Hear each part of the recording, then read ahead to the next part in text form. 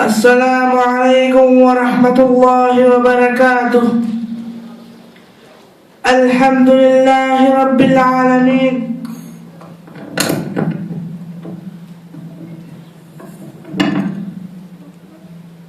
الحمد لله رب العالمين، والصلاة والسلام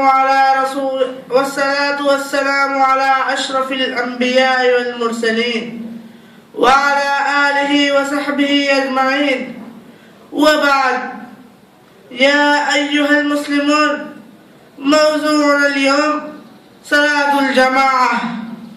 أخي المسلم، صلاة الجماعة مشروعة بإجماع المسلمين، وهي من أفضل العبادات وأجل الطاعات، وهي من واجبات التي أمر الله بها، والتهاون بها معصية عظيمة وكبيرة من الكبائر، ووسيلة إلى التهاون بها وتركها بالكلية.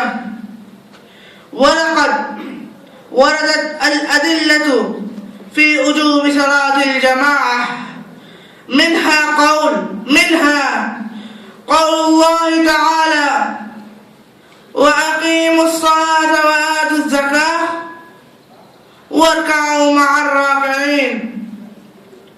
وهذه الآية الكريمة نص في وجوب صلاة في الجماعة المشاركة للمصلين في صلاتهم.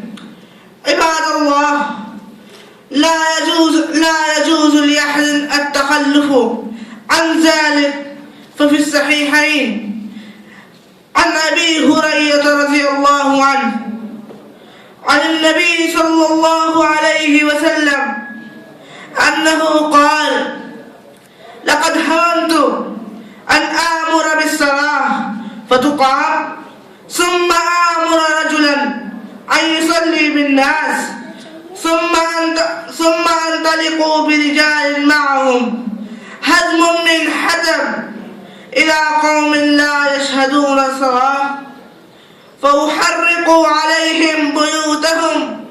وفي صحيح مسلم عن أبي عبد الله بن مسعود رضي الله عنه قال: لقد رأيتنا وما يتخلف عن الصلاة إلا منافق علم نفاقه أو مريض، إن كان المريض ليمشي بين الرجلين حتى يأتي الصلاة.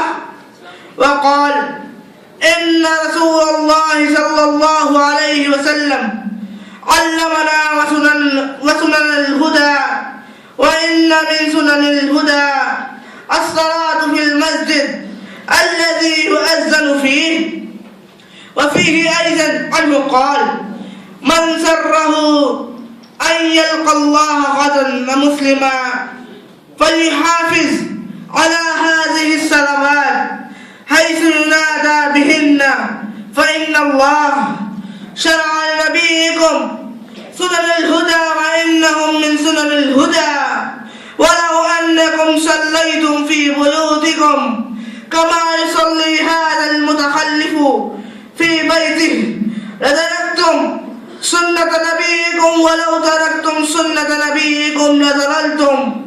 وما من رجل يتطهر فيحسن الطهور ثم يعمد إلى المسجد من هذه المساجد إلا كتب الله بكل خطوة يخطوها حسنة ويرفع بها درجة ويحط عنه بها سيئة.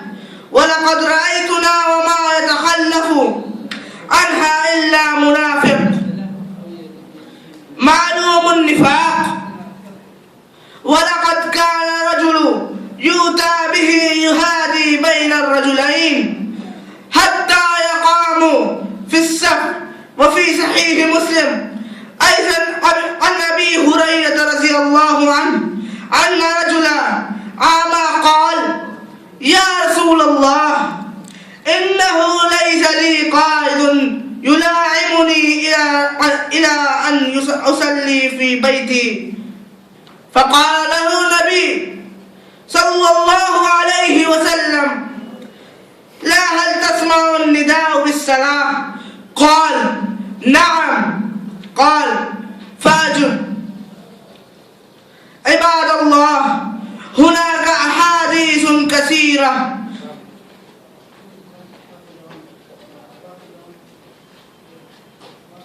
اللهم اجعلنا من مقيم الصلاة على المطلوب. وآخر دعوانا عن الحمد لله رب العالمين، والسلام عليكم ورحمة الله وبركاته.